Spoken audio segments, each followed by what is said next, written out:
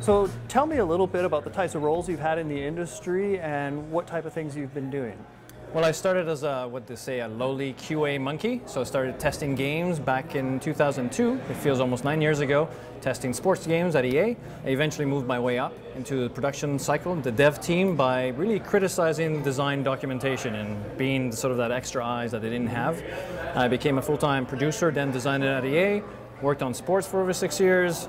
Had enough of sports, decided to turn over a new leaf and go over to propaganda where I worked on Tron Evolution. So Tron Evolution being a movie game, kind of the subject matter of your presentation. Tell us a little bit about what the focus of your presentation was.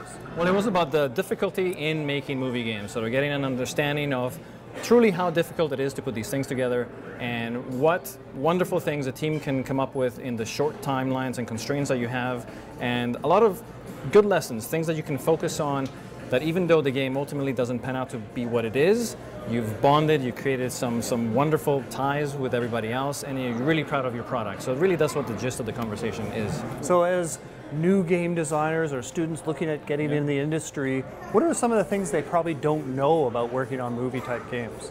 Well, one of the biggest ones is, of course, having an understanding of what the movie is about. So not only knowing what the script is and who the actors are and what the basic storyline is, but then after that is getting a sense of what changes are going in the movie. Like once they finish with the shoot, they're not done. Like they're retakes, there's blue screens and green screens, things are added or removed, and it's an understanding that this information will trickle down to the game.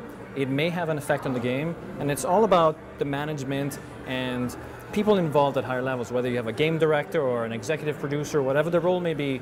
Their job is to make sure that the team gets that information as fast as possible so that they're not like, oh my goodness, we have to change this and we have 2 weeks, where did this come from? So it's getting an understanding that there might be some curveballs thrown their way. So this is your first time presenting at the Game Design Expo.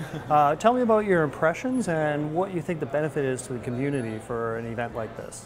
Well, I mean, it's been a wonderful experience. All of the talks have been quite varied, and it's nice to hear, but also looking at the faces of the people in the audience. I get the luxury because I can tune out a little bit, and seeing from the students getting sort of the realization that, okay, it's not all rosy necessarily, but all of the things that we learn here can be applied in the real world. You know, like I've learned that in the class, and look, that guy is talking about it. He's talking about design pillars, and I know what that means. And it's seeing the sort of the connection of the dots is pretty cool. Well, thank you very much for being a part of our Game Design Expo this year. We look forward to having you back again.